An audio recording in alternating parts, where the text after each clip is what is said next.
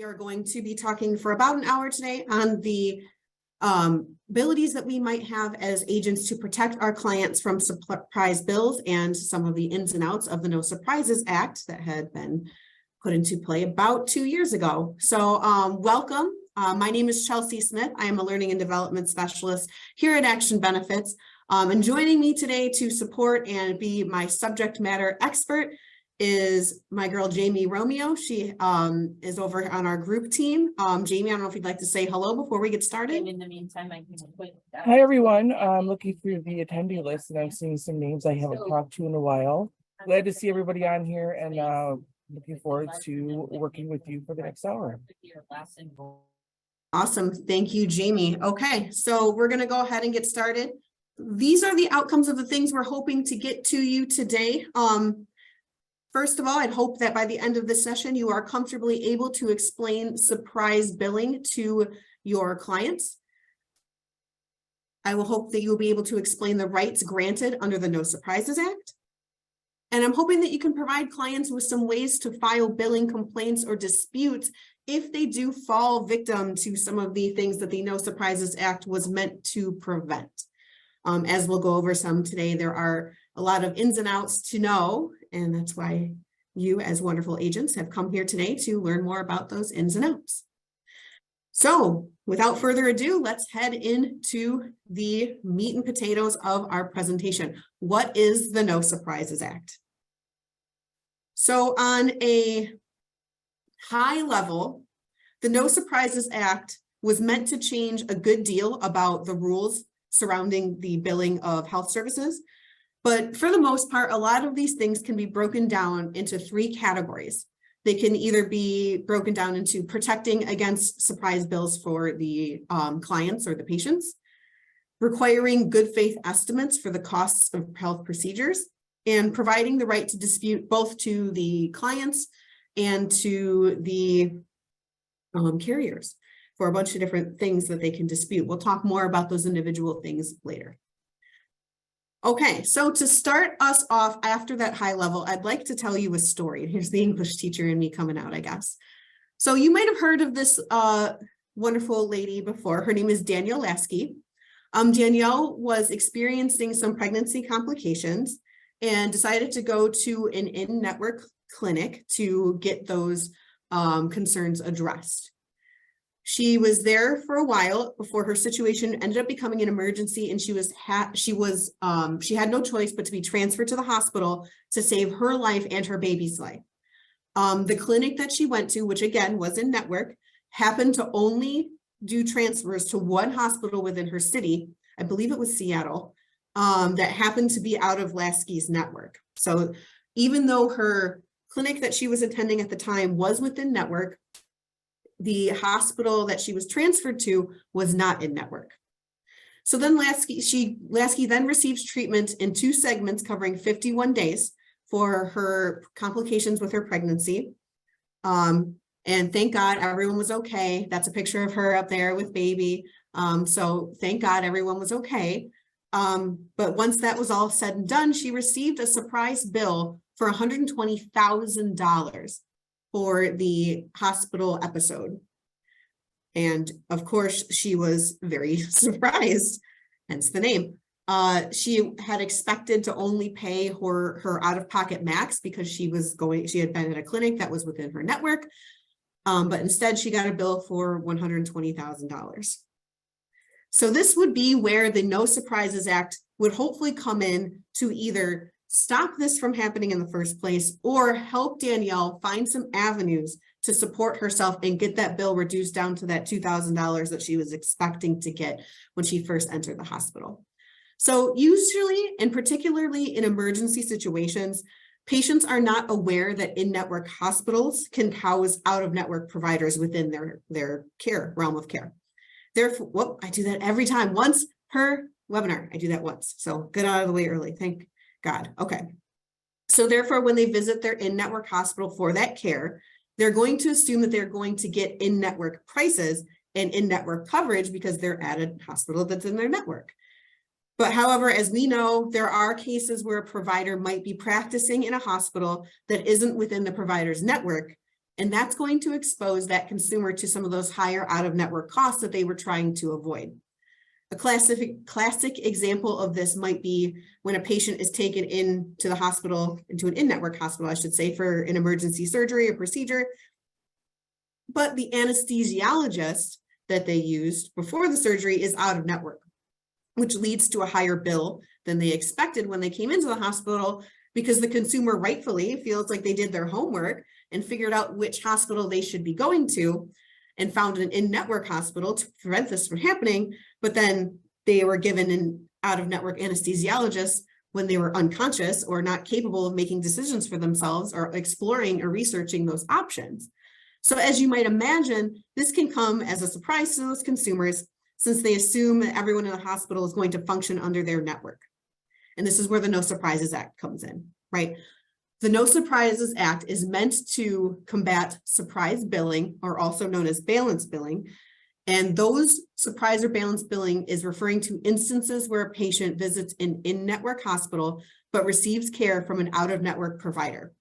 Okay, so this then results in a bill, like we said before, that is not covered by the patient's insurance, but the patient then becomes 100% responsible for that bill, right? Because it's out of network.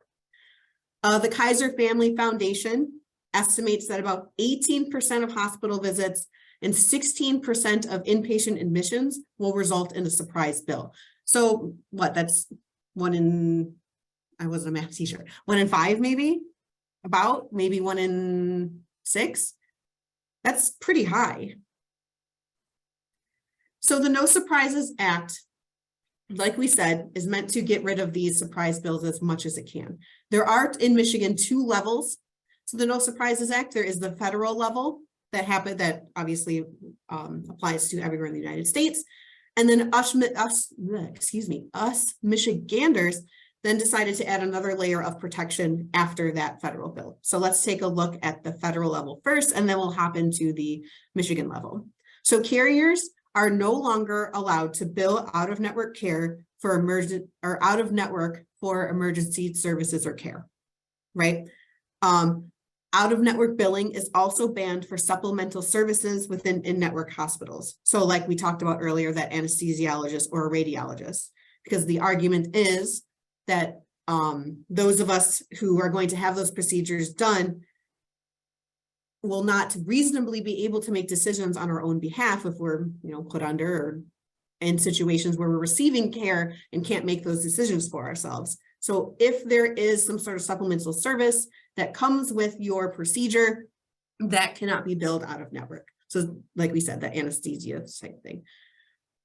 If patients are to receive non-emergent out-of-network care, hospitals are required to inform patients of this and any options that might be available that would be in network for them. So they're not allowed to just present a out-of-network doctor or out-of-network provider in any shape of the imagination without informing that patient that this is what's happening. Finally, all cost sharing, regardless of the network, must count towards the yearly deductible or out-of-pocket max. So this notice, there should also be a notice given to the patient if there is an out-of-network care occurrence that will happen as well. So that is the federal level. Let's take a look at the state level. So there, Chelsea, before you continue on, we do have a question in the chat. Okay. Does this also include urgent care? Does this include urgent care? I didn't hear urgent cares ever mentioned in the research I was doing. I can take a double check for you and look, but I believe that ambulatory services, I don't know if urgent care is considered an ambulatory service or not. I'm not going to lie. If it is, then it is not. All right. So Tim Dillingham, he asked the question. So Tim, we'll take this back and we will get an answer to that question for you. Awesome. Thank you for the question, Sam. Okay, so at the state level, out-of-network providers must submit a claim to the patient's insurer. So even if they are given an out-of-network bill, that bill must be taken to the in-network provider or the provider first and billed in-network. When that happens, the amount of the claim is predetermined within the state law, And usually it is the median cost of the service or item according to the carrier. If the provider or patient disagrees, they might submit a dispute to the Michigan Department of Insurance and Financial Services, but we're going to talk a little bit more about that process later. In Michigan, surprise billing is banned for non-emergency situations if there is no in-network option available or provided. So if we were to go back, think back to our friend Danielle, in our state, in Michigan, she would not be able to be balance billed for her situation because there was no other provider in her area that was able to do the procedure that she needed to have done to save her and her baby's life. So she could not be balance billed for that situation. A disclosure must be given in non-emergency situations regarding out-of-network procedures. So if there is a situation in a hospital where you are receiving care that is not an emergency and the person providing that care is not within your network, you must be told of that. And if you are not told of that, then the in-network amount must be charged to the patient's carrier, and they are not able to charge anything over that in-network amount. There are some guidelines outlined for us when regarding where and when the No Surprises Act will apply. So it does apply in emergency situations, hospitals, supplemental care, non-emergency situations where the patient doesn't sign a consent or a waiver, or any plan that's regulated by the Michigan DIFS. So there are some instances where the No Surprises Act does not apply, but there is a little bit of logic as to why that might occur. Things like vision and dental offices, ground ambulance, Medicare, Medicaid, TRICARE, Veterans Affairs, Indian Health Services, and self-funded group health plans. Many of these programs that are on this list on the right here that the No Surprises Act does not apply to already has protections against surprise billing in the first place. So the No Surprises Act doesn't generally apply to any of the situations where it doesn't apply. And then remember, our self-funded groups are those health plans like co-ops and such. So those it does not apply to as often or at all. And then on the left is where it generally applies. So let's take a look at a different example. This is totally separate from our Danielle example. This is a situation where the No Surprises Act would have applied, but there is an exception for ground ambulances. So this person ended up not being able to benefit from the No Surprises Act. So while the No Surprises Act does cover many situations with out-of-network billing, there are still some gaps and still some holes within the law to this day. So we have our friend Alvin Grody here. He took an ambulance 528 feet to the hospital after he had a seizure in his PCP office. Although he had insurance, he was billed a balance of $1,900 for the ambulance ride because the ambulance was not in his network. And the No Surprises Act does not apply for ground ambulances. It only applies for air ambulances. So he was still responsible for that balance bill for that additional amount of out-of-network cost. And according to the Kaiser Family Foundation, again, about half of all ambulance rides do end up resulting in a surprise bill. So one way that you could support your clients with the No Surprises Act is making sure that they are aware that if they do take an out-of-network ambulance, ground that is, not in a helicopter, that out-of-network balance bill will still show up just for the ambulance. So make sure that they're keeping ambulances in mind. The median surprise bill for a ground ambulance, according to the Health Affairs website, was $450. So Alvin's was quite higher than that, but it is something to keep in mind. But what happens if the patient has a PPO? If a patient chooses a PPO and chooses to visit an out-of-network provider in an in-network facility, they cannot be charged more than the in-network costs unless a consent form is signed by the patient. If they don't sign that consent form, or if the consent form isn't provided, then they can only be charged the in-network amount. So essentially, the Michigan law comes into play here and prevents balance billing so long as the person does not consent to those additional charges. How does one check if an ambulance is in network? was the question I was given. Jamie, I'm gonna have to defer that one to you. I don't know.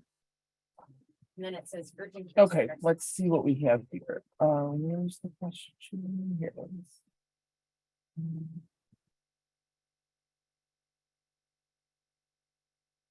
How does one check if an ambulance is in network? Oh, that's a good question. So the first, not that people shop around for ambulance care. So that's not something that's a normal type of request when looking for a network or a network provider. It really kind of comes on the fly, Jill, because like I said, you're not typically ambulance providers will bill the patient first because at that time they're not collecting health insurance information because there's an emergency situation. And all they care about is getting the getting the patient to the nearest ER and getting them taken care of. So once that gets done and everything gets settled and the patient is hopefully coming home and resting and all that, the ambulance will then send the bill, and then the member then has to submit their insurance information. Typically it's on the form itself, or they could call it in to the billing area for that ambulance company. From my understanding, ambulance companies they pay the same if you're in or out of network. And I know there's a lot more to that, Jill, because of there's like mileage that is considered. Awesome. Thank you. Thank you, Jamie. While Jamie was answering that question, we did get another question. Can you be denied services if you refuse to sign the out-of-network consent form? The answer is no. They are not allowed to deny you any services. They are just not allowed to bill you out of network. So then at that point, they would be required to bill you within network or find you some sort of alternative to that situation. So where were we? Yes. So PPO, like we said, they get the in-network amount charged to them. So what happens if the patient has no insurance? So the first thing within that law is that cost estimates must be posted online for everything provided at that hospital in an easy to read format for consumers to see and view. Patients can request when they come to the hospital a good faith estimate for the cost of that treatment. And those estimates should come from posted costs of the procedures online, like we talked about earlier. This must be given before the treatment is given. And if the cost of care is $400 or more than the estimate, patients have the right to dispute those charges. So let's say you go into the hospital for a splinter. They say they can remove the splinter. You ask how much it'll cost. They say $400. You say, perfect, have at it. You get a bill for $800. You are able to dispute those charges and only pay for the amount that they estimated for you before the procedure took place. So if you end up seeing someone who has no insurance, that would be the procedure to follow there. Let's go ahead and see if we are picking up what I am putting down. So Cosmo goes into his in-network hospital for a scheduled test. The physician conducting the test is out of network. Would he need to sign a consent form in order for the hospital to be compliant with the No Surprises Act? If you answered A, you are correct. So yes, the physician would have to get a consent form signed by Cosmo to remain in compliance with the No Surprises Act because he is an out-of-network provider that is functioning within an in-network hospital. So if they would like to bill him out of network, they do need to get Cosmo's signature saying that he understands that he's going to be billed out of network if he proceeds to have this procedure done. If they did not do that, they would not be able to charge him out of network. Okay, so those of you who answered C, because this is not an emergency, you are correct. It's not an emergency, but he still does need to have that signed consent form if that provider does want to bill out of network. Okay, so I see where your logic is coming in here, but keep in mind that the provider being out of network is what causes these surprise bills in the first place. And that is what we're going to have to be focusing on to see whether or not we are going to get that out of network surprise balance bill. The No Surprises Act in practice, does this thing really work? Does the No Surprises Act actually do what it sets out to do? So as we mentioned earlier, hospitals must post the good faith estimates of the procedures that they provide on their websites in an easy to read format for consumers. Is that actually shaking out in the real world? And the answer is kind of fuzzy. According to patientrightsadvocate.org, 24.5% of hospitals are in total compliance with the law, leaving like 75% of them out of compliance with the No Surprises Act. 5.8% have no pricing information posted at all. And 75.5% of those who are in non-compliance have partial pricing information.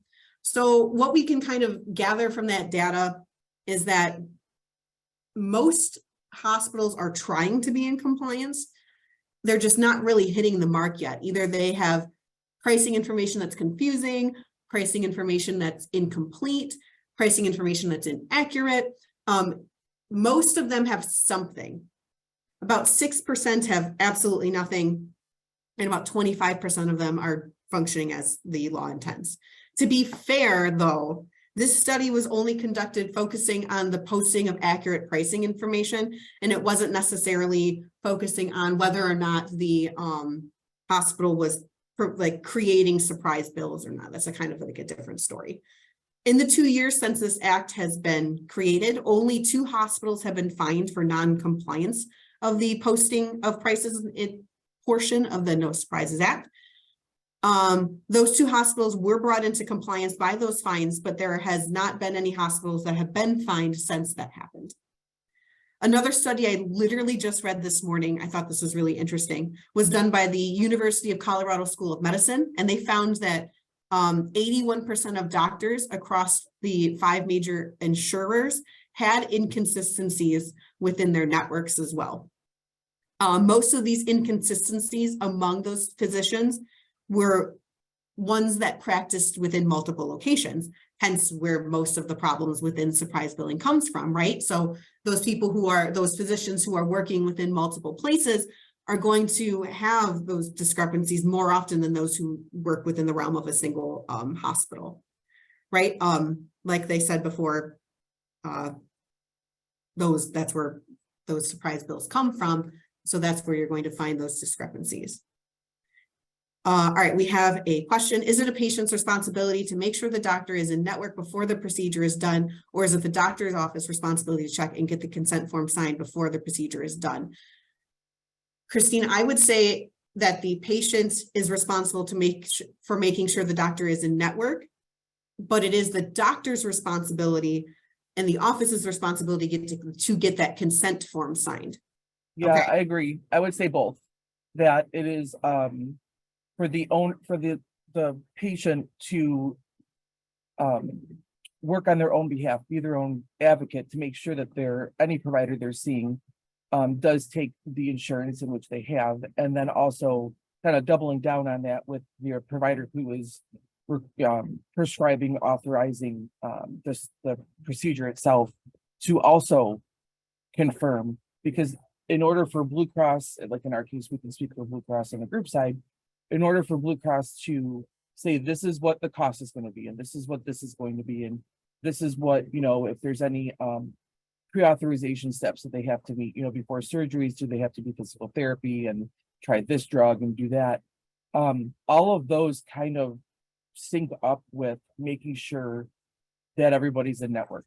So for that provider who is, if Dr. Smith is the one that's saying that Jamie needs to go in for back surgery, but before that, you have to have X, Y, and Z done, Dr. Smith is also responsible on, as part of a contracted provider with Blue Cross and the patient's doctor to, make sure that everything is going to coordinate with their insurance company. So it may not be the doctor themselves, but it would be their office.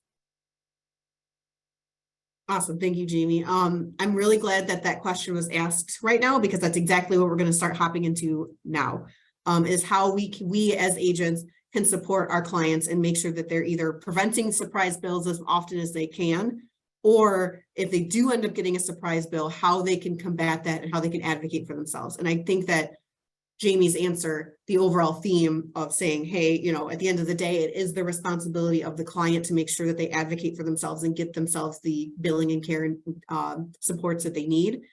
There are some responsibilities that also fall onto that provider. So let's take a look at some of the ways that we can support our clients right now. So the first step to helping clients use this act to the best of their abilities, I would say, is knowing exactly what their plan covers and what the costs of those coverages are.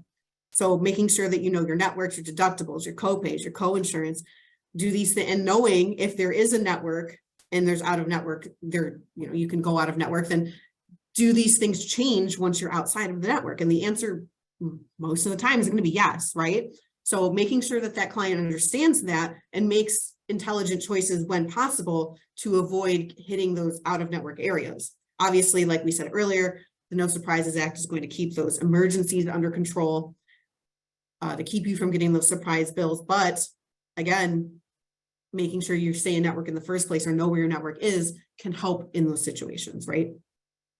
You as the agent are going to know the packages through and through for your clients. Your clients aren't always going to know it. I can speak for myself as when I was an English teacher and when I had I had Blue Cross health insurance, I had no idea until I used it, until I would need it for something. I would have no idea what my coverages were. I was very guilty of that. So you as the agent, I think it's a great place to start to make sure that your clients are understanding what they're signing up for when they get health insurance, right? The next situation I recommend is to ask the right questions. So oftentimes consumers are going to make assumptions about their coverage based on a plethora of outside influences, but at the end of the day, they need to get their information about their coverage and care straight from the horse's mouth. So making sure that they are asking their providers what their network coverage and their billing practices are, and then asking their carriers their network information and request some recommendations from their providers for very maybe niche situations. Jamie, is there anything you might add to that? You are on the front lines more than me. No, this is something that we actually talk about this when we're specifically like with dental and vision, because we don't see a lot of the surprise billing on the medical side as much as we used to back, 20 years ago when there was less saturation of provider participation, especially if you get into like the northern part of the state and the UP, even in like, the southwest part of the state. But it's always it's so important that ask the questions repeatedly and ask every single time. It's just so important that as a client, as an agent, as a parent, that when your kid's going to have services done, or for yourself, or if you're caring for a loved one, making sure that they take the insurance, making sure that if they don't take the insurance, and they talk about the No Surprise Act and what have you, that they give you reasoning other than we just don't. Like at a dental office, they can one day take Blue Cross as an in-network provider, and then the next month they decide they don't want to because Blue Cross takes months to pay for to reimburse the provider himself. And then they notify their members saying, we are no longer going to submit that claim for you and write off the difference. You are now going to be responsible for submitting the claim. You'll get reimbursed, and whatever difference there is, that's on you. It's so important to have that information beforehand so that you're not to keep making puns on the topic. So you're not surprised when you get a bill and you're like, what is this all about? You had all the information, you were armed with everything that you possibly could have been, so that you weren't taken aback. So that person could prepare financially to make room, because you did not want to switch providers. So it's just having as much knowledge as possible. While we've been talking here, I'm on Google trying to get information about ambulance care and why they don't take insurance and why they're not part of any network. And Blue Cross covers ground ambulance at 20% at the in-network deductible, even when it's considered out of network. So there's already arrangements within the plans. It's just it's up to the insurance carrier to make it to put that in their guide to cover, not the ambulance company, because they know that when you're in an emergency, they're a necessity to get person from A to B. So just have people having as much research, asking the right questions. That's the biggest thing I can say. So my next suggestion for you to help advocate for clients is to review any and all paperwork. I have been told many, many times in my life by many, many wise folks for all of my life, and I continue to have this be told to me, and it bears repeating now, don't sign anything you don't agree with or don't understand, right? So if they're coming at you in the hospital, having you sign something and they can't explain to you why or for what reason, or don't sign it, just don't sign it. Okay, so if you do sign any disclosures about the network or anything out of network, you're saying that you are fine with getting billed the difference between the in-network cost and the out-of-network cost. Make sure clients understand that that might be what's going on if they're asked to sign something about networking or about that disclosure when they enter the hospital or when they're getting some sort of procedure done within a service like that. So pivotal. Oh, I misspoke. So yep, sorry about that. I did say the chat, but I meant the Q&A feature. So Robert's information is in the Q&A. So what can be done if the client, even after all those supports you've given to them, what can be done if the client has still been given a wrongful bill, has been given out-of-network bill, despite the fact that they feel that their situation might have been an emergency, or maybe they couldn't get to a different network, what have you. So these are the steps that can be followed. So consumers and carriers alike will have avenues to report these outstanding instances. Consumers with wrongful billing issues should take their complaint to the carrier first, right? Your first stop is going to be the carrier. If they are unable to solve the issue, if the carrier does not solve it or does not solve it in a way that the client can agree with, consumers are then able to contact the No Surprises help desk, the number is right there, to talk about it with them. And if there's still no resolution after that point, they may contact the Michigan Department of Insurance and Financial Services and file a dispute.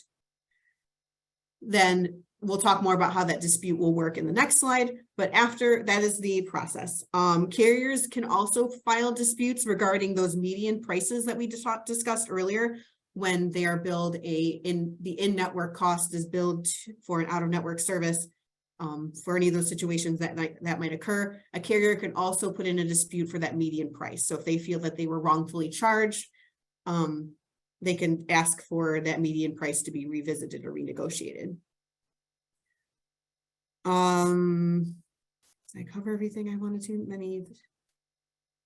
I will say, and again, we'll talk about this more in the next slide, there are many disputes already currently in the works, and a lot of these disputes are being found to be ineligible for processing.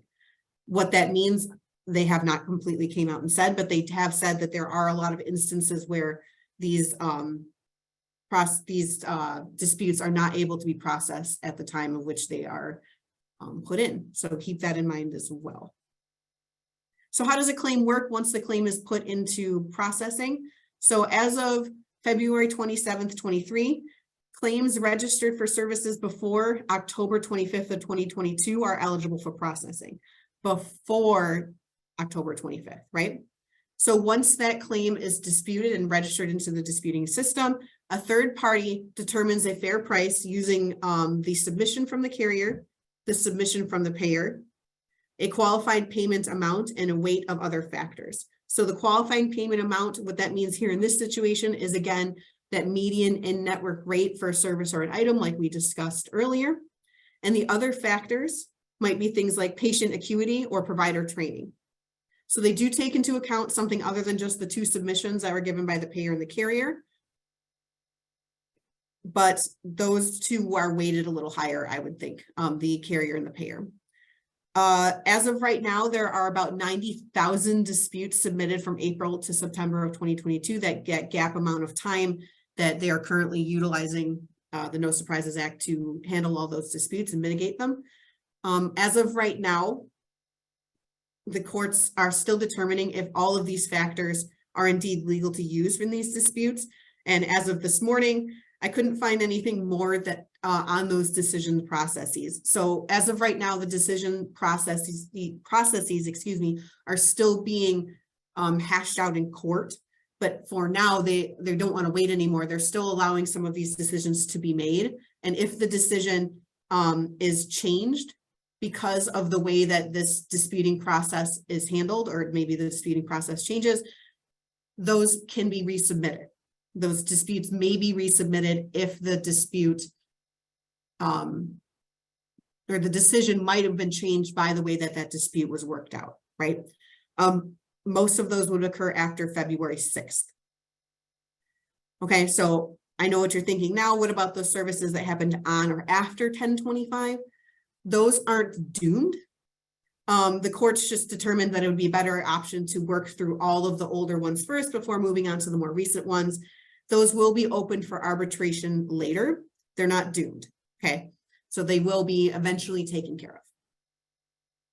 All right, so coming full circle, let's check back in with our friend Danielle. If you remember correctly, she had pregnancy complications in a clinic. She was sent to an out-of-network hospital from that clinic to get that procedure done. That was the only hospital that would do that procedure. She was then billed $120,000 for that procedure. Once she got the bill, she appealed that bill to her insurance company. She stated that there was not any other options for her at the time, and there was no hospital in her city that offered the care that she needed. And she argued that it was an emergency because her life and her baby's life was at risk at the time, and her appeal by that insurance company was denied. She then appealed using the third-party system that is put in place by the NSA that we mentioned earlier, to argue once again that she was sent to the hospital during an emergency and did not have access to other options. The arbitration process ended up finding her case to be in violation of the NSA, and a little over a year later, she was given a new bill from her carrier that reflected her out-of-pocket maximum of $2,000. She paid the in-network price for her service. So technically, while the No Surprises Act, if it worked completely as intended, she would never have gotten that $120K bill in the first place.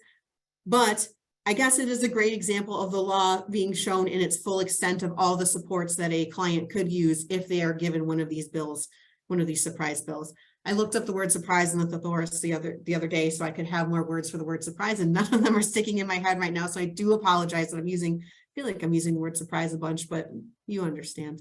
It all boils down to just ask and arm yourself with as much knowledge about what you're doing and where you're going and who you're going to see. And just don't be afraid to ask questions. And you made a point, don't sign something that you don't know what you're signing. Like it's, like you read the terms and agreements of your Netflix subscription, like what you're doing, what Netflix is all about. Make sure you know what you're paying for, or how much you're paying for, but it's Netflix. It's pretty self-explanatory. So you might be able to fly through that one and agree. But if you're signing something that you don't realize puts you on the hook to pay $120,000 if the provider or if the insurance carrier decides to, put you through some obstacles to get that covered, that's where you want to really get through it, have someone that look at it with you, because it can be quite overwhelming. But no, I think we've covered quite a bit. So I'm going to give you a few documents on the screen, and I'm going to ask you to determine if John is able to file a claim with his carrier based on the provisions of the No Surprises Act. So the first document I'm going to give you is John's EOB, okay? And as you visit and peruse, take a look at John's EOB, please use the chat, not the Q&A, use the chat so I can keep looking at the Q&A in case anyone has any questions. Use the chat to put and type in some things that you're noticing about John's EOB that might help us determine and keep on the lookout for, is this a potential candidate for a no surprise bill? Those of us who have been paying attention know that we're not going to be able to tell this information solely on the on this EOB alone, and I will be giving you another document momentarily, but take a look at this document and see if you can point out anything that might help us know if this could be a potential No Surprises Act candidate. I'll speak to the couple answers we have now. A couple of you are talking about the date of the claim, and that is absolutely right. John Smith had his service given to him at 10/10, 10/18, or 10/10, 10/11, 10/12. It looks like he was in the hospital for 3 days. So that does fall previous to 10/25/22. So if we were to think this was a No Surprise Act eligible episode of care, it did occur within that time period that he could dispute it right now, right? So we've got that going for us. Let's see what else we said here. This is a non-participating hospital. Brenda and Christine pricked out. Awesome. Glad you guys caught that. So that would mean that this hospital was out of network, right? So he was out of network when he went to this hospital. And then someone asked, is this an emergency or not? And someone else answered, I think William was asking that. And Beth said it's an angioplasty. So this was an ER situation for the heart. So I bet, and I'm no doctor, believe you me, I'm going to bet that if he had some sort of angioplasty or some sort of situation with his heart, I'm going to imagine that that was an emergency. I believe angioplasty is a surgery for a heart attack, if I remember correctly. But again, no doctor. Jamie, I think you.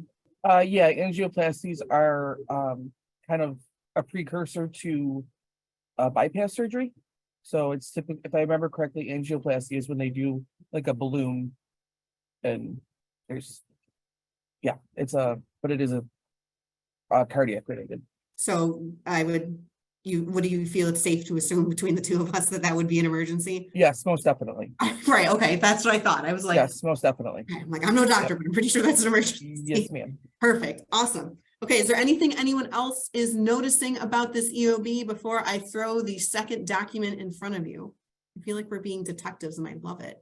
If it's an emergency, then yes, this is eligible for an NSA claim if he doesn't get it corrected by the insurance carrier to begin with. Okay, love it. All right, we got some hypotheses going on here. I love that. Okay, so let's check. Let's see if William is right. Let's check the second document. So now we've got the second document here. This is a bill from his carrier. Let's take a look. I'm putting these two together for you to take a look and hoping to help me maybe come to some other conclusions. So based on just that little section of the bill and the section of the EOB, it looks like this John Smith is being balance billed, right, for the additional amount that he was given for that out of network charge, right? So he was getting that bill. It looks like they gave him a bill just for that they gave him one big bill that was marked the 20th, dated on the 20th, I should say, for the entirety of that episode of care. And it looks like that he got that bill on the 23rd. And then he was given a total charge of $32K. They adjusted for $12,800. And then he was asked to pay $19,200. So it does look like he's being balance billed for that amount. So if you'd be so kind, after I've given you all this information, please type into the chat, either directly to me, directly to Jamie, or within the entirety of the chat to everyone. Is this a No Surprises Act bill? Would John be able to file a claim with his carrier or with the DIFS based on the information that we have been given? Christine, I do agree with you. I felt bad throwing 3 documents at you. I didn't want to make us watch all these documents. So I agree. It would be nice to have seen that summary of benefits. I considered it and I decided not to do that, but that would have been a great option as well to go check his summary of benefits. And I am pleased to say it looks like most of us are getting the correct answer. Yes, this would be a bill that would be eligible for some of these NSA supports, right? So an angioplasty would be considered an emergency and it cannot be billed out of network in the state of Michigan. He was billed non-participating. The health episode occurred between 10/10 and 10/20, which is before that 10/25 mark. So it is currently eligible for submission under the current NSA guidelines. The total responsibility on the EOB matches the bill and nothing else was adjusted for that out-of-network cost. So therefore, because he was billed the same amount as the total responsibility without a adjustment based on the fact that it was an emergency, this would be considered a bill that could be disputed through, hopefully starting through the carrier, and hopefully the carrier takes care of that and then he doesn't have to take it further. So I appreciate your participation in that. Hopefully that practice was helpful to you. So if you were to take any sort of screenshot or any sort of takeaway from today, this would be where you're going to do that. So what is the key takeaways, of the No Surprises Act? It protects the hospital patients from out-of-network charges at in-network hospitals during emergencies and supplemental care, and excludes out-of-network costs from out-of-pocket maximums. It informs patients in non-emergent situations of those out-of-network costs, offer alternative in-network options, getting consent in non-emergent situations, and providing good faith estimates. And then it gives patients the right to refuse out-of-network care, dispute out-of-network bills, and dispute any charges if they don't have health insurance that are over $400 from that estimate. I'm not going to read all of these out to you, but again, like I said, if there's anything you're going to take a screenshot of and print out and put up somewhere, this is it. Okay. Hopefully we learned a little bit more about the No Surprises Act and I answered any questions you might have. No problem. I appreciate you showing up today. I appreciate everyone coming today and spending some time with me.